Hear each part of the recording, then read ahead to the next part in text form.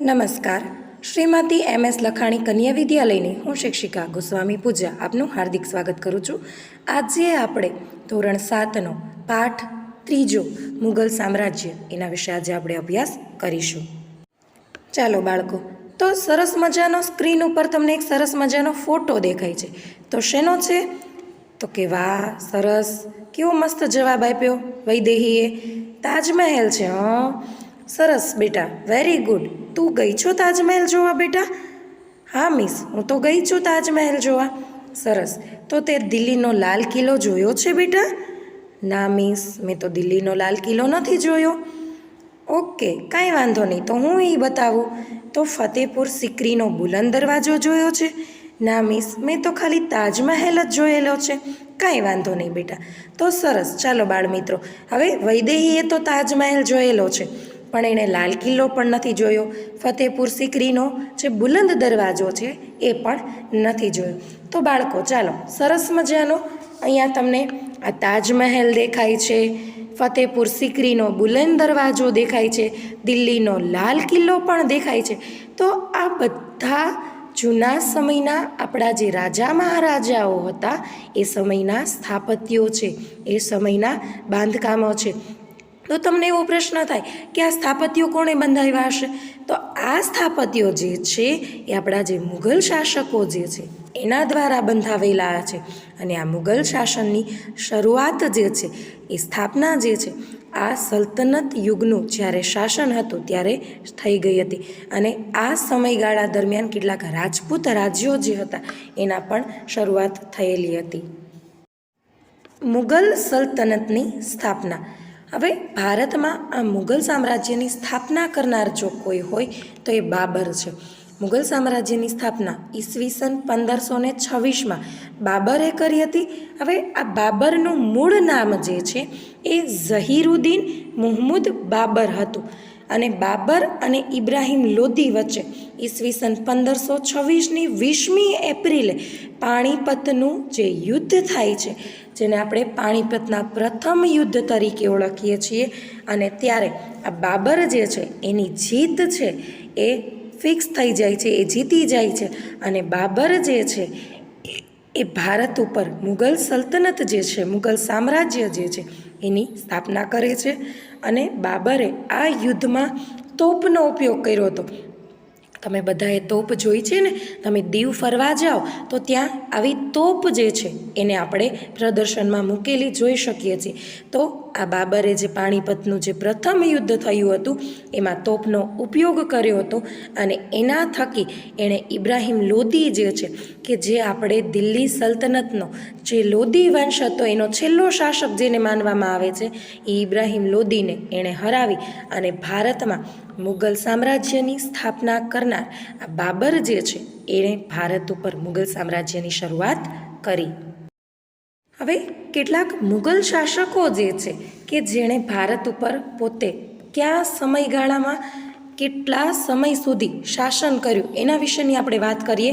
તો કેટલાક મુઘલ શાસકોના નામ જો તમારે ક્રમમાં યાદ રાખવા હોય ને, તો એની માટેનું એક સરસ મજાનું સૂત્ર આપેલું છે. બાહોમે આજા શાહી આમ. બા એટલે બાબર, હો એટલે હુમાયુ, આ એટલે અકબર, જા એટલે જહાંગીર, શાહી એટલે શાહજહાં, અને આમ એટલે ઔરંગઝેબ. તો આ મુઘલ શાસકોના નામ જે છે એ સૂત્રના આધારે તમે યાદ રાખી શકો છો. તો મુઘલ શાસકોમાં શરૂઆત જોઈએ તો બાબરથી થયેલી છે. બાબરે મુઘલ શાસક જે છે એનો પાયો નાખ્યો. હુમાયુ આવ્યો, અકબર, જહાંગીર, શાહજહાં અને ઔરંગઝેબ. આમ એક પછી એક શાસનના સમય પછી બીજું શાસન, એક શાસકના ગયા પછી બીજા શાસકે સત્તા સંભાળી એના વિશેની વાત, એક પછી એક પરિચય, એક વ્યક્તિ પછી બીજા વ્યક્તિનો પરિચય જે છે એ આપણે મેળવવાનો છે. તો સૌથી પહેલો આપણે જોઈએ તો બાબરનો પરિચય મેળવીએ. તો બાબરની જે શાસનની જે સત્તાનો જે સમયગાળો જે છે એ ઈસવીસન 1526થી શરૂ કરી ઈસવીસન 1530 સુધી બાબરે મુઘલ સામ્રાજ્ય જે છે એનો પાયો જે છે એને ટકાવી રાખ્યો છે. હવે આ બાબર જે છે ને એ ખૂબ જ કુશાગ્ર બુદ્ધિવાળો હતો, એટલે કે એનામાં ખૂબ જ બુદ્ધિ હતી અને એ એક શક્તિશાળી યોદ્ધા હતો કે જેને કહેવાય ને યુદ્ધ મેદાનમાંથી ક્યારેય ખાલી હાથે પાછો ન આવે, એટલે કે એ શક્તિશાળી યોદ્ધા હતો. આ બાબરે ફારસી અને અરબી ભાષાનો એ ખૂબ જ જાણકાર હતો. ઉપરાંત એ પ્રકૃતિ પ્રેમી હતો, એટલે કે એને ગ્રીનરી, ઝાડવા છે, વૃક્ષો છે, એ બધું બહુ ગમતું. હવે એ ખાલી પ્રકૃતિ પ્રેમી હતો એવું જ નહોતું, પણ સાથે સાથે પણ લેખક પણ હતો, એટલે કે એ જ્યારે એને નવરાશની પળ મળતી ત્યારે એ સારું લેખન પણ કરતો. અને એણે પોતાની આત્મકથા લખી છે જેને તુઝુક એ બાબરીના નામે આપણે ઓળખીએ છીએ અને એને બાબરનામા તરીકે પણ ઓળખવામાં આવે છે. અને એ વિશ્વ સાહિત્યની પ્રસિદ્ધ કૃતિ તરીકે એ નામના પામી છે અને એને એટલી નામના મળેલી છે. હુમાયુ ઈસવીસન 1530થી ઈસવીસન 1540. હવે 40માં એનો સમયગાળો પૂરો થઈ ગયો. 40 સુધી શાસન કર્યા પછી ફરી પાછો એ ભારત ઉપર ચડાઈ કરે છે અને ઈસવીસન 1555થી ઈસવીસન 1556 સુધી એ ભારત પર ફરી પાછું શાસન કરે છે. હવે આ હુમાયુ જે છે ઈસવીસન 1530માં દિલ્હીની ગાદી ઉપર સત્તા સ્થાને બેઠેલો છે. હવે આ હુમાયુનો અર્થ આપણે જોઈએ ને તો નસીબદાર એવું થાય છે, પણ આ હુમાયુએ એના જીવનમાં કેટલી બધી મુશ્કેલીઓ જે છે ને એનો સામનો એણે કરવો પડ્યો છે. અને ગુજરાતના સુલતાન જે છે બહાદુર શાહ અને બિહારના શક્તિશાળી શાસક જે છે શેરશાહ, એની સાથે એને જ્યારે યુદ્ધ થાય છે હુમાયુને, અને 1540માં એણે આ મુગલ સલ્તનત જે છે, મુગલ સામ્રાજ્ય જે છે એની ગાદી છોડી દેવી પડે છે. અને કનોજના યુદ્ધમાં શેરશાહ જે છે એ આ હુમાયુને હરાવી અને ભારતની બહાર દેશ નિકાલ કરી દે છે. અને ફરી પાછો થોડા વર્ષો બાદ હુમાયુ છે એ થોડા વર્ષો બેરોજગાર બેસી રહે છે અને ઈરાન ચાલ્યો જાય છે, કારણ કે એને ભારત દેશમાંથી કાઢી મૂક્યો છે એટલે ઈરાન જતો રહે છે. પરંતુ થોડા વર્ષો બાદ ફરી પાછા એના મનમાં ધૂન સવાર થાય છે અને ફરી પાછો એ ભારત ઉપર ચડી આવે છે અને ઈરાનના શહેનશાહ જે છે એની મદદથી ઈસવીસન 1545માં એણે કાબુલ અને કંદહાર જીતી લીધા અને ઈસવીસન 1555માં એ ભારત ઉપર ફરી પાછી ચડાઈ કરે છે અને ભારત ઉપર પોતાની સત્તા જે છે એનો પાયો ફરી પાછો નાખે છે. હવે હુમાયુ જે છે એના પિતાની જેમ જ વાંચન લેખનનો ખૂબ જ શોખીન હતો અને એણે દિલ્હી પાસે એક આખું નગર જે છે એ વસાવ્યું હતું કે જેને દીન પનાહ નામ આપીએ છીએ. અને સાંજનો પ્રાર્થનાનો સમય થઈ ગયો હોય છે અને એ પ્રાર્થનાના સમય દરમિયાન એ લાઇબ્રેરીમાં બેઠો હોય છે અને એ લાઇબ્રેરીમાંથી, વાંચનાલયમાંથી ફટાફટ એ ઝડપથી પગથિયા ઉતરવા જાય છે અને હુમાયુનો પગથિયા પરથી પગ જે છે એ લપસી પડે છે અને આ હુમાયુ જે છે એનું અવસાન થઈ જાય છે. શેરશાહ સૂરી ઈસવીસન 1540થી ઈસવીસન 1545 કે જે બિહારના એક શક્તિશાળી યોદ્ધા હતા અને એને હુમાયુ સાથે લડાઈ થઈ હતી અને હુમાયુ સાથેના યુદ્ધમાં એ પોતે જીત મેળવે છે અને 1540થી 1545 સુધી એ પોતે ભારત ઉપર મુગલ સામ્રાજ્ય જે છે એની સત્તા સંભાળે છે. આ શેરશાહ જે છે એનો પરિચય મેળવીએ તો એ અફઘાન વંશનો મુસ્લિમ શાસક હતો. એનું મૂળ નામ જે છે એ ફરીદ ખાં હતું અને એણે હુમાયુને હરાવી ભારત પર પોતાની સત્તા જે છે એ સ્થાપી હતી. એ એક સુધારક અને ન્યાયપ્રિય શાસક હતા, એટલે કે એણે એના શાસન દરમિયાન, સત્તા દરમિયાન એણે ભારતમાં ઘણા બધા સુધારાઓ કર્યા. ન્યાયની બાબતમાં એ ખૂબ જ અડગ હતા, ક્યારેય ખોટો ન્યાય ન કરતા.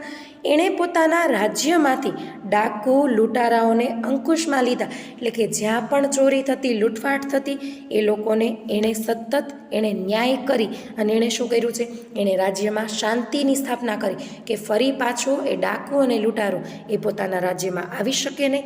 એણે ભારતમાં નવી ટપાલ વ્યવસ્થાની શરૂઆત કરાવી. ઉપરાંત જે બહારથી આવનારા વેપારીઓ છે, યાત્રાળુઓ જે છે, ધર્મશાળાઓ જે છે એની માટે બંધાવી કે એ લોકો, વેપારીઓ છે, યાત્રાળુઓ જે છે કે ત્યાં રાત્રે શાંતિથી સૂઈ શકે, રહી શકે. ઉપરાંત એણે ભારતમાં રૂપિયાનું ચલણ શરૂ કરાવ્યું. ઉપરાંત એણે યુદ્ધ માટે વિશાળ સેના પણ નિર્માણ કરાવી અને એણે મહાન એક રાજમાર્ગ કે જેને આપણે નેશનલ હાઈવે તરીકે ઓળખી શકીએ એવા નેશનલ હાઈવે રાજમાર્ગ તરીકે કે જ્યાં 4 થી 5 રોડો જે છે 4 થી 5 રાજ્યને જોડનારો જે હાઈવે હોય એ હોય કે જેને આપણે રાજમાર્ગ અથવા તો ગ્રાન્ડ ટ્રંક રોડ કહી શકીએ.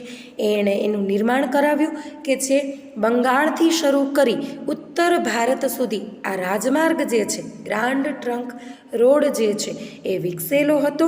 અને આ ઉપરાંત શેરશાહ જે છે ઈસવીસન 1545માં એ તોપ જે છે, કારણ કે રાજા મહારાજા મોટા ભાગે આ તોપનો છે એ ઉપયોગ કરતા, તો એ જ્યારે તોપ જે છે એનું નિરીક્ષણ કરતા હતા ત્યારે એ તોપના સાથે એને કંઈક અકસ્માત થાય છે અને એનું મૃત્યુ થઈ જાય છે.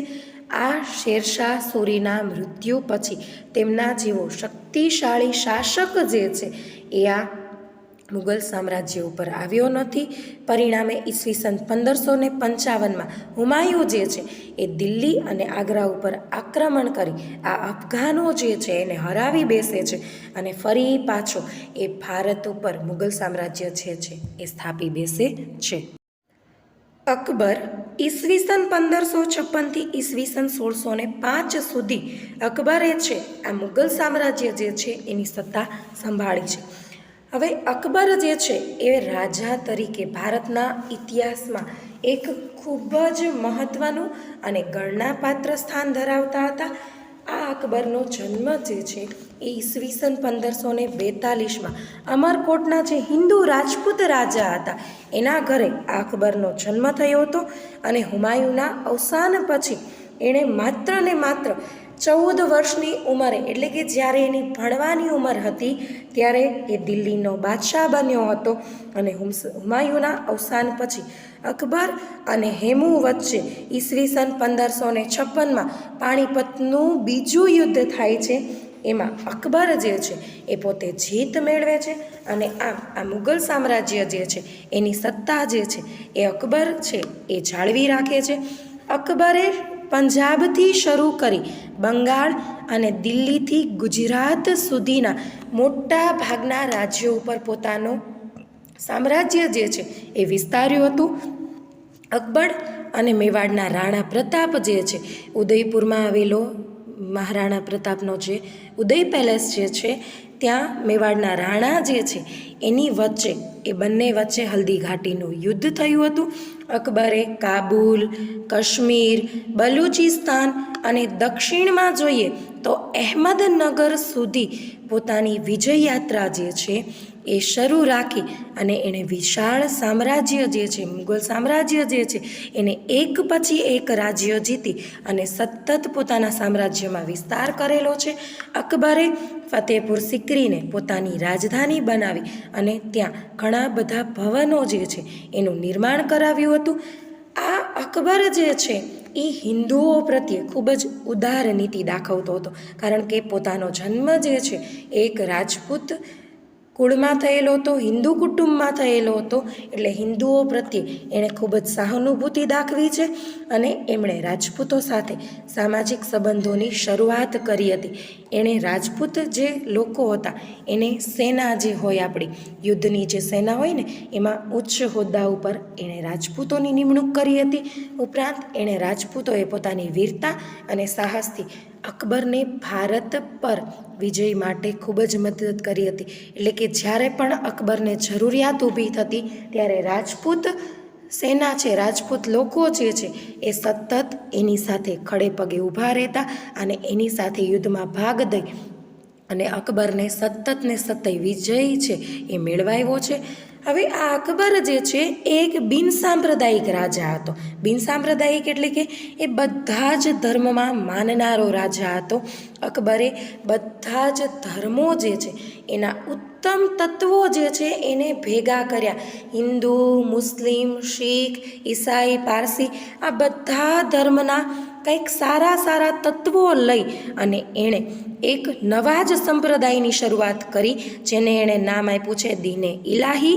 અને એણે રામાયણ, મહાભારત, અથર્વવેદ, પંચતંત્ર અને બાઇબલ અને કુરાન જેવા મહાન ગ્રંથો જે છે, બાઇબલ જે છે એ ખ્રિસ્તી લોકોનો પવિત્ર ગ્રંથ છે, રામાયણ અને મહાભારત હિન્દુઓનો છે, અથર્વ અને પંચતંત્ર જે છે, અથર્વ એક ગ્રંથ છે આપણો હિન્દુ ધર્મનો, પંચતંત્રની વાર્તાઓ છે, અને કુરાન જે છે એ મુસ્લિમ સમુદાય જે છે એનો પવિત્ર ગ્રંથ જે છે. આ બધા ગ્રંથોને એણે ફારસી ભાષામાં એણે અનુવાદ કરાવ્યો છે. અને અકબર જે છે એક સમાજ સુધારક પણ હતો. એણે ભારતમાંથી બાળ લગ્ન અને સતી પ્રથાનો સતત એણે વિરોધ કર્યો છે. એણે ભારતમાં યાત્રાળુ વેરો પણ નાબૂદ કરાવ્યો કે જે બહારથી આવનારા યાત્રાળુઓ જે છે એને યાત્રાળુ વેરો જે ચૂકવવો પડતો એને પણ બંધ કરાવ્યો. ઉપરાંત જેની સાથે બળજબરીપૂર્વક ધર્માંતરણ કરાવતા કે બીજા ધર્મને હિન્દુ લોકો જે છે એને મુસ્લિમ ધર્મમાં ટ્રાન્સફર થવાનું, ધર્માંતરણ કરવાનું, બીજો ધર્મ અપનાવવાનું, એ ધર્માંતરણ પર આ અકબર જે છે એણે પ્રતિબંધ મૂક્યો હતો. ઉપરાંત અકબરના સમયનું ભારતની આપણે એક કલ્પના કરીએ ને તો આર્થિક રીતે એ ખૂબ જ સમૃદ્ધ હતું. આર્થિક દ્રષ્ટિએ એ અકબરના સમયમાં ભારત આર્થિક સમૃદ્ધિની દ્રષ્ટિએ ખૂબ જ સમૃદ્ધ હતું. એણે સામાજિક સહિષ્ણુતાના યુગનો પ્રારંભ કરાવ્યો હતો. એટલે કે બધા જ લોકો વચ્ચે, બધા જ સમાજના લોકો વચ્ચે સહિષ્ણુતા જળવાઈ રહે, એકતા જળવાઈ રહે એવો એણે પ્રારંભ કરાવ્યો હતો. અને ઈસવીસન 1605માં આ અકબરનું અવસાન થાય છે, મૃત્યુ થાય છે. ત્યારે મોટા ભાગનું ભારત જે છે એના ઉપર મુગલ સામ્રાજ્ય છે એ સ્થપાયેલું હતું. અને મુગલ સામ્રાજ્ય જે છે એ મોટા ભાગનું આ અકબર દ્વારા છે એ વિસ્તરાયેલું જોવા મળે છે. જહાંગીર ઈસવીસન 1605થી ઈસવીસન 1627. હવે અકબરે આપણે જોયું કે બહુ જ મોટું મુગલ સામ્રાજ્ય જે છે એણે સ્થાપેલું હતું. તો આ અકબરે જે સ્થાપેલું છે મહાન સામ્રાજ્ય જે છે એને સાચવવાનો વારસો જો કોઈને મળ્યો હોય તો એ જહાંગીરને મળ્યો છે. એણે પણ અકબરની જે જુદી જુદી નીતિઓ હતી એણે શરૂ રાખી અને એણે હિન્દુઓ સાથે ખૂબ જ સારા સંબંધો રાખ્યા હતા. જહાંગીરે પણ એણે અસમ અને દક્ષિણ ભારતના ગોલકોંડા સુધી પોતાનું સામ્રાજ્ય જે છે એ જહાંગીરે વિસ્તાર્યું અને એણે ત્યાં સામ્રાજ્ય મેળવી વિજય મેળવ્યો હતો. જહાંગીરને એની પત્ની પાસેથી ખૂબ જ સારો એને સપોર્ટ મળતો હતો. નૂરજહાં જે છે એની પત્ની એ ખૂબ જ ચતુર અને પ્રતિભાશાળી હતી. આ જહાંગીર પણ કલાઓને પ્રોત્સાહન આપતો હતો. જહાંગીરના સમયમાં એ ચિત્રકલાનો ખૂબ જ વિકાસ થયો હતો, કારણ કે એ કલાને ખૂબ જ પ્રોત્સાહન આપતો હતો. અને જહાંગીર પોતે પણ એક મહાન ચિત્રકાર હતો. અને ઈસવીસન 1627માં આ જહાંગીર જે છે એનું મૃત્યુ થઈ જાય છે. અને એનું મૃત્યુ થતાં એનો પુત્ર જે છે શાહજહાં એ આ જહાંગીરનું છોડેલું જે સામ્રાજ્ય જે છે મુગલ સામ્રાજ્ય એની ગાદી છે એ સંભાળે છે. શાહજહાં ઈસવીસન 1627થી ઈસવીસન 1658 સુધી શાહજહાં જે છે એ પોતે આ મુગલ સામ્રાજ્ય જે છે એની સત્તા સ્થાને બેસે છે. શાહજહાં જે છે એનું હુલામણું નામ ખુર્રમ હતું. તેણે દક્ષિણ ભારતનો મોટા ભાગનો જે વિસ્તાર હતો એ એણે મેળવ્યો હતો. અને એ પણ એના પિતા જ છે જેટલો જ, એટલે કે જહાંગીર જેટલો જ શક્તિશાળી હતો. અને એ પણ કલા સ્થાપત્યનો ખૂબ જ મોટો ચાહક હતો. એણે પોતાની પત્ની જે છે એની યાદમાં, મુમતાઝ મહેલ જે છે એની યાદમાં એના અવસાન પછી એણે વિશ્વ પ્રસિદ્ધ તાજમહાલ જે છે એનું નિર્માણ કરાવ્યું હતું. અને જે દુનિયાની 7 અજાયબીઓ જે છે એમાં આપણે આ તાજમહેલ જે છે એનું એક અજાયબી તરીકે એક આગવું સ્થાન અને આગવી ઓળખ જે છે એ ગણાય છે. ઔરંગઝેબે ઈસવીસન 1658થી ઈસવીસન 1607 સુધી આ મુગલ સામ્રાજ્ય જે છે એના સત્તા સ્થાને પોતે સ્થાન છે રાજાશાહી શાસન જે છે એ કર્યું છે. પરંતુ શાહજહાંની નાદુરસ્ત તબિયતનો લાભ લઈ તેના પુત્રો વચ્ચે, એટલે કે જે શાહજહાંના પુત્રો હતા એની વચ્ચે સામ્રાજ્ય પર, એટલે કે આ સત્તા જે છે મુગલ સામ્રાજ્ય જે છે એના ઉપર આધિપત્ય જમાવવા માટે ભયંકર આંતરવિગ્રહ થાય છે. ભાઈઓ વચ્ચેના ઝઘડા થાય છે. એમાં શાહજહાંનો જે મોટો પુત્ર જે છે કે જેનું નામ છે દારા શિકો અને ઔરંગઝેબ જે છે એની વચ્ચે મુખ્ય સંઘર્ષ થયેલા છે. ઔરંગઝેબે પોતાના ત્રણેય ભાઈઓ જે હતા એને એક પછી એક હરાવી એમની હત્યા કરી અને એને જેલમાં ધકેલી દીધા છે. અને આ જે દિલ્હીની ગાદી જે છે, મુગલ સામ્રાજ્યની જે ગાદી જે છે એને પચાવી પાડી હતી અને એણે દારા શિકોની હત્યા કરી નાખી હતી અને એણે મુરાદ જે છે એને જેલમાં મોકલી દીધો હતો. અને અન્ય એનો એક જે બીજો ભાઈ હતો ઔરંગઝેબનો કે જેનું નામ છે સુજાન, એને હરાવી દીધો અને એણે ભારતની બહાર મોકલી દીધો અને એની સત્તા પણ પોતે મેળવી લીધી છે. એટલે આ શાહજહાં જે છે એની તબિયત જે ખરાબ થઈ એનો લાભ જે છે આ ઔરંગઝેબ અને એના 3 ભાઈઓએ લઈ અને આ મુગલ સામ્રાજ્ય જે છે એની સત્તા માટે સતત એ લોકો વચ્ચે આંતરવિગ્રહો થયા છે. ઔરંગઝેબે લગભગ 50 વર્ષ સુધી રાજ્ય કર્યું છે. તેના રાજ્યમાં ઉત્તરે કાશ્મીરથી શરૂ કરી અને દક્ષિણે જોઈએ તો ઝિંજી અને પૂર્વના ચટગાંવથી લઈ અને પશ્ચિમના હિન્દુકુશ પર્વતમાળા જે છે ત્યાં સુધી આ ઔરંગઝેબે પોતાની સત્તા જે છે, સામ્રાજ્ય જે છે એ વિસ્તારેલું હતું. હવે આ ઔરંગઝેબનો જે પરિચય મેળવીએ તો એ સુન્ની મુસ્લિમ હતો. એટલે કે મુસ્લિમ લોકો જે છે એની જે જ્ઞાતિ આવે જુદી જુદી, એમાં એ સુન્ની મુસ્લિમ જે હતો એ ઔરંગઝેબ છે એ સુન્ની મુસ્લિમ જ્ઞાતિનો હતો અને એ પોતે અત્યંત સાદું જીવન જીવતો હતો. અને એણે આ અકબરની જે ધાર્મિક નીતિ હતી, એટલે કે એના પિતાની જે ધાર્મિક નીતિ, અકબરે જે ધાર્મિક નીતિ જે શરૂ રાખી હતી એ ધાર્મિક નીતિનો એણે ત્યાગ કર્યો છે. અને ધાર્મિક બાબતોમાં જે સહિષ્ણુતા હતી, લોકો વચ્ચે એકતા હતી, એણે આ ધાર્મિક બાબતોમાં અહિષ્ણુતા દાખવી અને જે લોકો વચ્ચે એકતા હતી એણે તોડાવી પાડી અને એને સંગીત કલા, મૂર્તિ પૂજા અને ધાર્મિક ઉત્સવોનો આ ઔરંગઝેબ જે છે એ ખૂબ જ વિરોધી હતો. અને એના સમયમાં, ઔરંગઝેબના સમયમાં ખૂબ જ બધા વિદ્રોહો થયા અને આ ઔરંગઝેબ એક ખૂબ જ શક્તિશાળી બાદશાહ તરીકે ખૂબ જ પ્રખ્યાત હતો, ખૂબ જ નામના મેળવી હતી. અને એણે લાંબા સમય સુધી ભારતના મોટા ભાગના જુદા જુદા રાજ્યો ઉપર એણે શાસન કર્યું. મોટા ભાગે એણે ઉત્તરે કાશ્મીરથી લઈ દક્ષિણ, પૂર્વ અને પશ્ચિમના મોટા ભાગના રાજ્યો જે છે, સામ્રાજ્ય જે છે એણે પોતાના હસ્તક લઈ લીધા હતા. અને ઈસવીસન 1707માં એનું મૃત્યુ થાય છે. અને આ મૃત્યુ બાદ નિર્બળ શાસકો જે છે એ આ મુગલ સામ્રાજ્યની ગાદી સંભાળે છે. અને ધીમે ધીમે આ મુગલ સત્તા જે છે, મુગલ સામ્રાજ્ય જે છે એના પતનનો આરંભ જે છે એ ઔરંગઝેબના અવસાનથી શરૂઆત થઈ જાય છે. તો આ રાણા સંગ્રામસિંહ જે છે કે એ બાબરના સમકાલીન રાજા ગણાય છે. કેવા ગણાય છે? સમકાલીન. હવે સમકાલીન કોને કહેવાય? તો કે સરખા સમયના, એક જ વર્ષ દરમિયાન જે સરખા રાજા હોય એના જ સમયગાળા દરમિયાન એનો જન્મ થયો હોય, એટલે બાબરના સમકાલીન એવા આ મેવાડના રાણા સંગ્રામસિંહની અહીંયા વાત કરવામાં આવી છે કે જેને આપણે રાણા સાંગા તરીકે પણ ઓળખી શકીએ છીએ. આ રાણા સાંગા જે છે કે જેને આપણે રાણા સંગ્રામસિંહ તરીકે ઓળખીએ છીએ એ વીર અને સાહસિક હતા. અને અનેક યુદ્ધો જે છે ને એમાં એ વિજયી બન્યા હતા. એટલે કે ઘણા બધા એવા યુદ્ધો છે કે એ યુદ્ધો જે છે એમાં એણે પોતે જીત મેળવી હતી અને વિજય પ્રાપ્ત કરી અને સામ્રાજ્ય જે છે એણે વધારી દીધું હતું.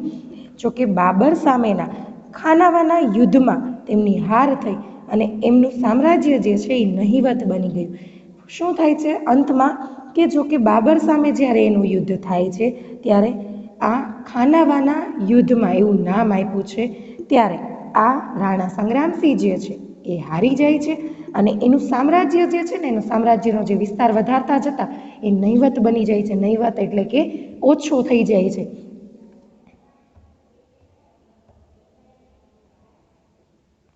ઓછો બની જાય છે. એટલે શું કહે છે કે એનો જે વિસ્તાર જે છે એ કેવું બની જાય છે? મર્યાદિત બની જાય. મહારાણા પ્રતાપ.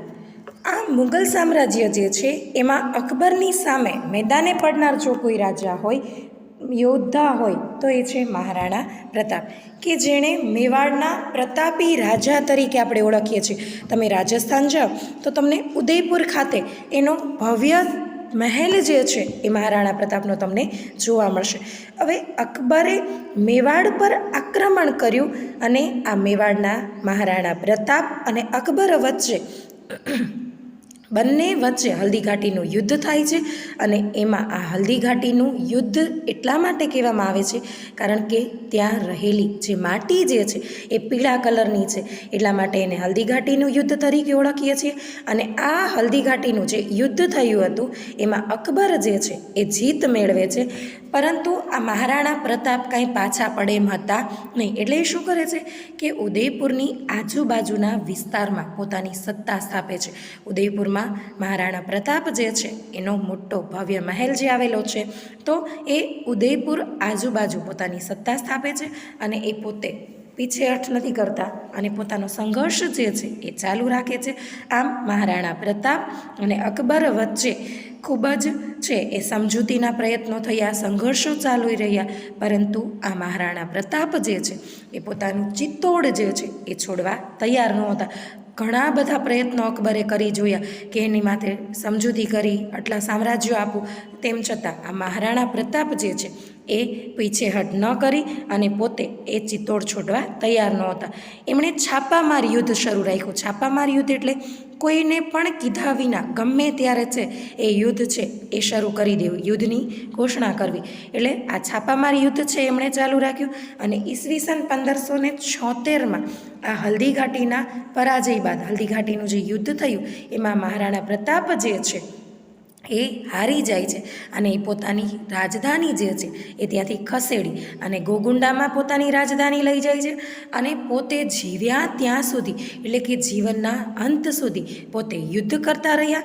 અને ત્યારબાદ એમણે ડુંગરપુરના ચાવંડમાં પોતાની રાજધાની જે છે એ ગોગુંડામાંથી પોતાની ડુંગરપુરના ચાવંડમાં સ્થાપી અને 51 વર્ષની વયે મહારાણા પ્રતાપ જે છે એનું અવસાન થઈ જાય છે. વીર દુર્ગાદાસ રાઠોડ. આ દુર્ગાદાસ રાઠોડ મારવાડના શાસક જે હતા જશવંતસિંહ, એના મંત્રી અશ્કરણ રાઠોડના એ પુત્ર હતા અને તેમની તુલના જે છે એને રાણા પ્રતાપ સાથે કરવામાં આવે છે. એટલે કે એમને પણ એક મહારાણા પ્રતાપની જેમ વીર, સાહસિક અને યોદ્ધા માનવામાં આવતા હતા. અને ઔરંગઝેબના સમયમાં તેમનું આધિપત્ય જે છે એ સ્વીકારાયું નહોતું. એટલે ઔરંગઝેબ જ્યારે શાસન ઉપર હતા ત્યારે આ વીર દુર્ગાદાસ રાઠોડ જે છે એમનું આધિપત્ય જે છે, એમનું શાસન જે છે, એમનો સ્વીકાર કોઈ વ્યક્તિએ કર્યો નહોતો, કોઈએ કર્યો નહોતો. છત્રપતિ શિવાજી ભારતના એક મહાન રાજામાં જેની ગણના થાય છે એવા આ છત્રપતિ શિવાજી જે છે એમણે મરાઠા સામ્રાજ્ય જે છે એની સ્થાપના કરી હતી. અને આપણે એનો ટૂંકમાં પરિચય મેળવીએ છત્રપતિ શિવાજીનો.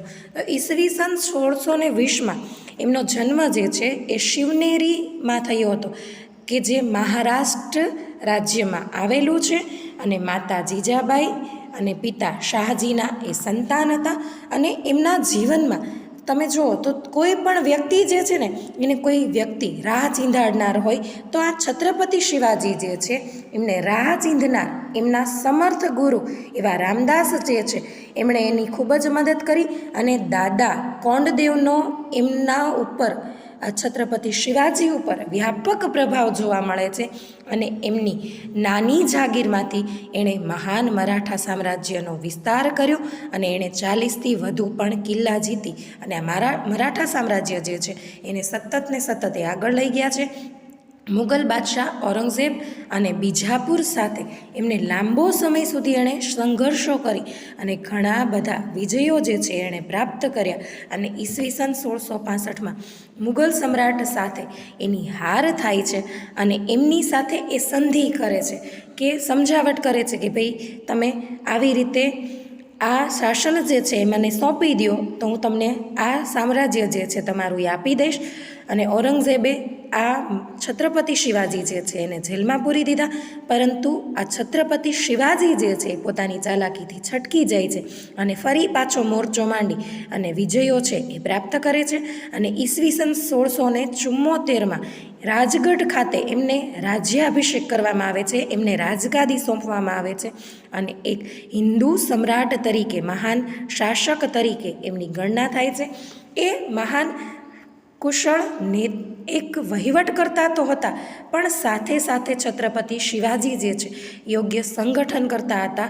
એટલે કે એ પોતે જ્યારે કોઈ પણ કામ હાથમાં લે એનું યોગ્ય મેનેજમેન્ટ કરતા, સંગઠન કરતા અને બધાને એક સાથે સાંકળીને એ પોતે વહીવટ કરતા અને એમના મંત્રીમંડળને અષ્ટપ્રધાન મંડળ તરીકે એમણે નામ આપ્યું હતું. અને ઈસવીસન 1680માં આ છત્રપતિ શિવાજી જે છે એનું મૃત્યુ થઈ જાય છે. મુગલ સામ્રાજ્યની રાજ્ય વ્યવસ્થા. હવે આ મુગલ સામ્રાજ્ય જે છે એની રાજ્ય વ્યવસ્થા કેવી હતી? તો કે મુગલ વહીવટી તંત્રની વ્યવસ્થિત સ્થાપના કરનાર જો કોઈ શાસક હોય તો એ અકબર દ્વારા થયેલી હતી. કે વ્યવસ્થિત શાસન કેવી રીતે ચલાવવું, કેવી રીતે એમાં વહીવટ કરવો, તો આ બધી જ નીતિ જે છે એ અકબર દ્વારા નક્કી કરવામાં આવી હતી. એના શાસનમાં, મુગલ સામ્રાજ્યના શાસનના કેન્દ્રમાં બાદશાહ, એટલે કે આપણે જેને રાજા તરીકે ઓળખીએ છીએ, એ બાદશાહ રહેતા. તેમને સલાહ આપવા એક મંત્રી પરિષદની નિમણૂક કરવામાં આવતી. કે જ્યારે પણ આ રાજા જે છે, બાદશાહ જે છે, એને સલાહ સૂચનની જરૂરિયાત ઊભી થાય ત્યારે આ મંત્રી પરિષદ જે છે એની મદદ કરતો. બાદશાહ સર્વોચ્ચ સેનાપતિ અને ન્યાયાધીશ પણ હતા. એટલે બાદશાહને જ્યારે જરૂર પડે એટલે સેનાના વડા તરીકે પણ એની નિમણૂક થતી અને એ ન્યાય આપવાનું કામ પણ આ બાદશાહનું હતું. બાદશાહ અને વહીવટી તંત્ર વચ્ચે તાલમેલ સધાઈ રહે, બંને વચ્ચે યોગ્ય વાતચીતનો સુમેળ સધાય એટલા માટે એમણે એક વજીરની પણ નિમણૂક કરવામાં આવતી અને એને દીવાને વઝીર કુલ કહેવાતો અને તે નાણાં અને મહેસૂલી વ્યવસ્થાનો વડો ગણાતો હતો. સેનાના વડા જે હોય, મુખ્ય વ્યક્તિ હોય, એને એ લોકો એ સમયમાં, મુગલ સામ્રાજ્યના સમયમાં મીરબક્ષ તરીકે ઓળખવામાં આવતા. અને જે સેનાની ભરતી કરતો, એટલે કે સેનામાં સેનાપતિની નિમણૂક કરતા, સેનામાં સૈનિકોની નિમણૂક કરતા, ઉપરાંત સેનાના જે અધિકારીઓ જે છે, ઉચ્ચ અધિકારીઓ કે જે આખું સેનાનું શાસન સંભાળનાર હોય એ અધિકારીઓની પણ નિમણૂક કરતા. ઉપરાંત જે ગુપ્તચર તંત્ર છે કે જે બીજા રાજ્યની, બીજા શાસનની જે માહિતી આપનાર જે તંત્ર હતું એના ઉપર પણ આ બાદશાહ જે છે એ દેખરેખ રાખતો. મુગલ વહીવટી તંત્રના ગુપ્તચરોને વાક્યાનવીસ તરીકે ઓળખવામાં આવતા હતા. હવે આ સમ્રાટ જે છે, બાદશાહ જે છે, એની પોતાની કેટલીક અંગત જરૂરિયાતો હોય, તો એ અંગત જરૂરિયાતો જે છે એ પૂરી કરવા માટે એક વ્યક્તિ જે છે એની નિમણૂક કરવામાં આવતી અને એ જે વિભાગ જે હતો એને મીર એ સામાનના નામનેથી ઓળખવામાં આવતો હતો. અને જે સરકારી કારખાનાઓનો વડો ગણાતો હતો. અને ન્યાય વ્યવસ્થા જે છે એનો મુખ્ય વડા તરીકે કાઝી, આપણે જેમ બ્રાહ્મણ દ્વારા જે જુદી જુદી વિધિ વિધાન કરાવવામાં આવે એ મુસ્લિમ લોકોમાં કાઝી જે છે એ પોતે ન્યાય વ્યવસ્થા અથવા તો જે મોમેડિયન લોકોના મેરેજ જે છે એ કરાવતો. તો એવી જ રીતે અહીંયા મુગલ સામ્રાજ્યમાં આ ન્યાય વ્યવસ્થાનો જે વડો જે છે એને કાઝી તરીકે ઓળખવામાં આવતો હતો. મહેસૂલી વ્યવસ્થા. અકબરે ભારતમાં એક નવી જ મહેસૂલ વ્યવસ્થા જે છે કે તમે જુદા જુદા, તમે તમારા મમ્મી પાસે સાંભળ્યું હશે અથવા તો પપ્પા પાસે સાંભળ્યું હશે કે જુદા જુદા વેરા ભરવા જતા હોય છે મમ્મી અથવા તો પપ્પા. તો આ વેરા જે ભરવા જાય છે એ વેરા જે ભરે છે એને આપણે મહેસૂલ તરીકે પણ ઓળખી શકીએ છીએ. તો આ મહેસૂલ વ્યવસ્થા જે છે એ અકબરે એક નવી જ મહેસૂલ વ્યવસ્થા જે છે એનો પ્રારંભ કર્યો કે જેને આપણે મનસબદારી વ્યવસ્થા તરીકે ઓળખવામાં આવે છે. હવે આ મહેસૂલનો દર એણે કેટલો નક્કી કર્યો? તો કે વાર્ષિક ઉપજના 1/3 ભાગ જેટલો હતો. અને અકબરની મહેસૂલી વ્યવસ્થાનો સ્થાપક જે છે એ ટોડરમલ માનવામાં આવે છે કે અકબરની જે મહેસૂલ નીતિ જે છે એને શરૂઆત જો કોઈએ કરી હોય કે એમાં જો સુધારા વધારા કર્યા હોય અથવા તો નીતિ નિયમો જે બદલાવ્યા હોય તો એ ટોડરમલે કર્યા હતા. મનસબદારી પદ્ધતિ સેના અને મહેસૂલ એ બંને સાથે સંકળાયેલી હતી. અને મનસબ એટલે જાગીર અને મનસબદાર એટલે કે જેને આપણે જાગીરનો વડો કહીએ છીએ. જાગીર એટલે કે જેને પ્રોપર્ટી કહેવાય, કે આપણી જે સંપત્તિ જે છે એ સંપત્તિ જે છે. તો આ મનસબદાર એટલે કે જે જાગીરનો વડો છે એ પ્રોપર્ટીનો જે મેઇન વ્યક્તિ જે છે એ અધિકારી ગણાતો, જાગીરનો વડો અધિકારી ગણાતો અને જે જાગીરમાંથી મહેસૂલ ઉઘરાવતો અને એ વ્યવસ્થા જે છે, કાયદો અને વ્યવસ્થા તે વિસ્તાર પૂરતા જાળવવાનું કામ જે છે એ આ જાગીરદાર અથવા તો જે જાગીરનો જે વડો અધિકારી કે જેને આપણે મનસબદાર તરીકે ઓળખીએ છીએ એ કરતા હતા. આ માટે તેને જાગીર પ્રમાણે લશ્કર આપવામાં આવતું હતું. એટલે કે જેટલી એની સંપત્તિ હોય, જેટલી એની પ્રોપર્ટી હોય એ પ્રમાણે એની પાસે લશ્કર પણ હતું અને તે તેના વિસ્તારનો વડો ન્યાયાધીશ પણ ગણાતો. એટલે કે જ્યારે એને જરૂર પડતી ત્યારે એ ન્યાય આપવાનું કામ પણ કરતો. તેની નિયત સમયે બદલી કરવામાં આવતી. અમુક સમય થાય એટલે એની 5 વર્ષે છે, 6 વર્ષે છે, એની બદલી કરવામાં આવતી. અને આ મુગલ મનસબદારની વ્યવસ્થા વિશ્વમાં અનોખી હતી અને વિશ્વમાં સૌથી વધારે કોઈ જો પગારવાળી નોકરી હોય તો એ આ મનસબદારની નોકરી હતી. આ સૌથી વધુ વેતન ધરાવતી નોકરી હતી. મુગલકાલીન સંસ્કૃતિ. હવે આપણે જોઈએ તો ભારતમાં સંસ્કૃતિનો પહેલેથી જ ખૂબ જ વિકાસ થયેલો છે. હાલમાં પણ તમે જુઓ તો આપણા ગરબા છે, ઉપરાંત આપણા જુદા જુદા જે નૃત્યો છે, લોકનૃત્યો છે, આદિવાસી નૃત્યો છે, એ આપણી સંસ્કૃતિ જે છે એને જાળવી રાખ્યા છે. અને આપણી ભારતીય સંસ્કૃતિ જે છે એનો આ મુગલ યુગમાં તો બહુમુખી વિકાસ થયો છે. એટલે કે ખૂબ જ સારા પ્રમાણમાં એનો વિકાસ થયેલો છે. અને આ સંસ્કૃતિ જે છે એમાં હિન્દુ અને મુસ્લિમ સંસ્કૃતિ જે છે એનો સમન્વય જોવા મળે છે. એટલે કે ત્યારના સમયમાં હિન્દુ અને મુસ્લિમ લોકો વચ્ચે પણ એકતા હતી કે જેને આપણે ગંગા જમના સંસ્કૃતિ તરીકે ઓળખીએ છીએ. શું કામ ગંગા જમના સંસ્કૃતિ? તો કે નદી જે છે એ એક નદી જે છે એ બીજી નદીને ભળી જાય છે, એટલે એ માટે એને ગંગા જમુના સંસ્કૃતિ તરીકે પણ ઓળખવામાં આવે છે. આ સમયમાં મુગલોએ અનેક કિલ્લાઓ બાંધ્યા, મહેલો બાંધ્યા, દરવાજા, મસ્જિદો અને બગીચાઓની પણ સ્થાપના કરી હતી. બાબરે છે એ આગ્રા અને લાહોરમાં જુદી જુદી જગ્યાએ એણે બગીચાના નિર્માણ કરાવ્યા હતા. શેરશાહે સાસારામમાં મકબરો અને દિલ્હીમાં મસ્જિદ બંધાવી હતી. અકબરે આગ્રાનો કિલ્લો બંધાવ્યો અને આગ્રાથી દૂર એવું 36 કિલોમીટર દૂરનું શહેર ફતેપુર સિકરી જે છે ત્યાં એણે ખાસ કરીને જુદા જુદા એવા બાંધકામો કરાવ્યા હતા કે જેમાં ગુજરાત વિજયની યાદમાં એણે બંધાવેલો છે બુલંદ દરવાજો છે, સલીમ ચિશ્તીની દરગાહ છે, મસ્જિદ અને પંચમહલ જે છે એનો સમાવેશ થાય છે.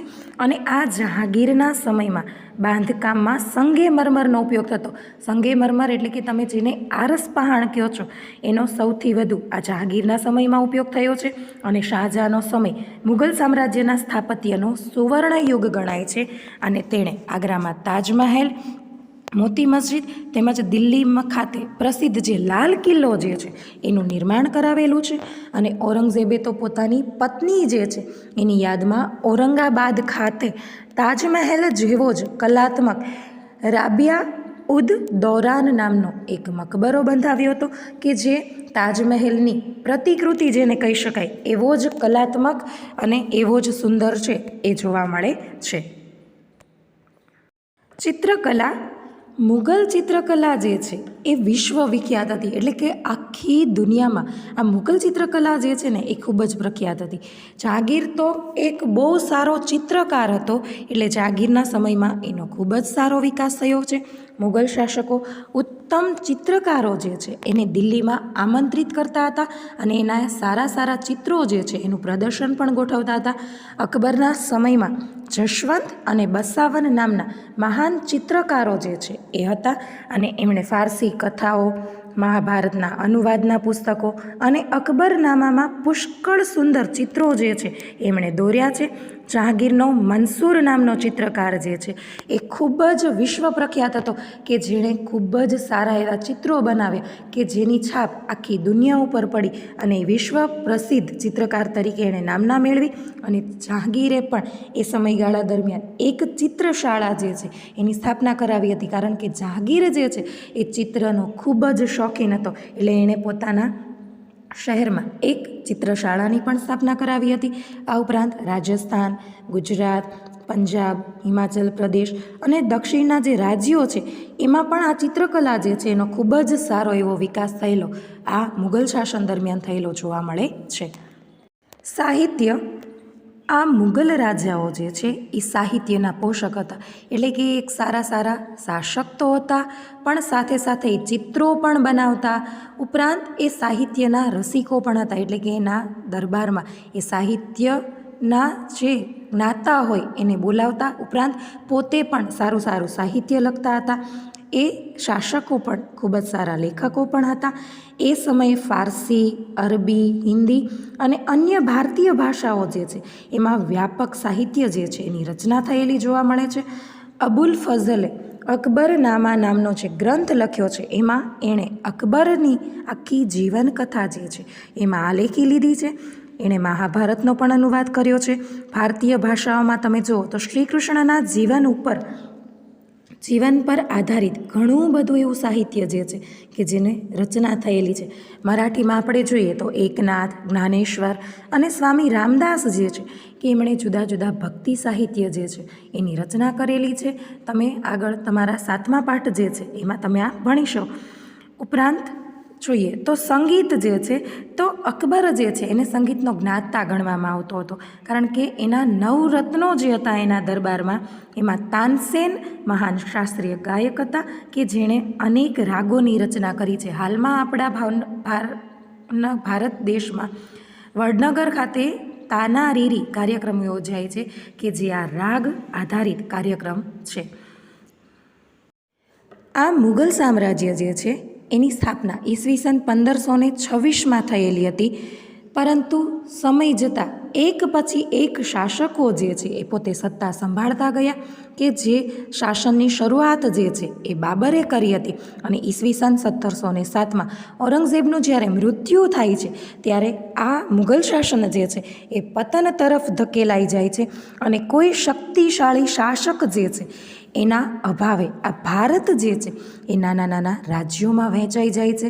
અને જેમાં મુઘલ વંશના નિર્બળ શાસકો, હૈદરાબાદના નિઝામ, બંગાળ બિહારના નવાબ, રાજસ્થાનના રાજપૂત રાજ્યો, મરાઠા, પંજાબનું શીખ, આ બધા રાજ્યોનો સમાવેશ થાય છે. અને આ જુદા જુદા નાના નાના ટુકડાઓમાં વહેંચાઈ જાય છે. અને મુઘલ વંશ જે છે એના નિર્બળ શાસકોને કારણે ઔરંગઝેબનું જે મૃત્યુ થઈ જાય છે ત્યારબાદ આ બધા રાજ્યો જે છે એ સત્તા માટે એકબીજા સાથે ઝઘડતા રહે છે અને પરિણામે તેઓ વધુને વધુ નિર્બળ બનતા જાય છે. અને આવા સંજોગોમાં આ જે પરિસ્થિતિ બની એનો લાભ લઈ અને યુરોપમાંથી જે વેપાર કરવા આવેલી જે કંપનીઓ હતી, અંગ્રેજ શાસન હતું, એણે ભારતમાં પોતાના શાસનની સ્થાપના કરવા માટેના સ્વપ્નો જે છે એ સેવવા લાગે છે.